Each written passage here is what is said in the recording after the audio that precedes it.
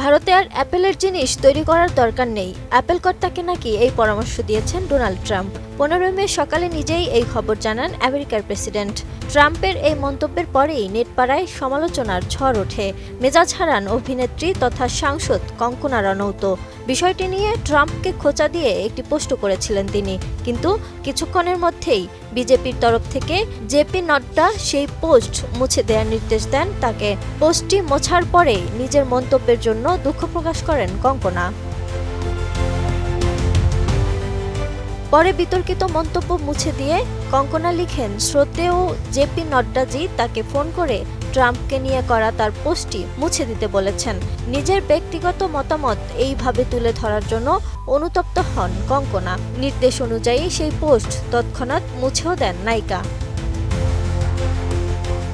মূলত ওই পোস্টে ট্রাম্পকে নিয়ে কঙ্কনা প্রশ্ন তুলেছিলেন, হঠাৎ ভারতের প্রতি আমেরিকার ভালোবাসা কমে যাওয়ার নেপথ্যে কি কারণ থাকতে পারে।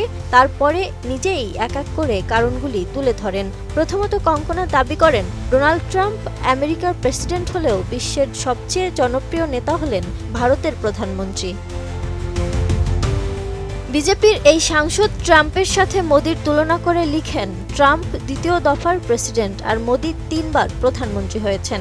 এছাড়া ট্রাম্পকে একজন আলফা মেল উল্লেখ করে মোদিকে সব আলফা মেলের বাবা বলেও দাবি করেন কঙ্কনা। পরে তিনি নেটিজেনদের দিকে প্রশ্ন ছুড়ে দিয়ে বলেন, আপনাদের কি মনে হয় ট্রাম্পকে নিয়ে এই মন্তব্য কূটনৈতিক নিরাপত্তাহীনতা থেকে নাকি ব্যক্তিগত ঈর্ষা থেকে? এই পোস্ট কঙ্কনা মুছে দেওয়ার আগেই সামাজিক মাধ্যমে ছড়িয়ে পড়েছিল, তাই পোস্ট মুছে দেওয়ার পরেও কটাক্ষের শিকার হতে হচ্ছে তাকে।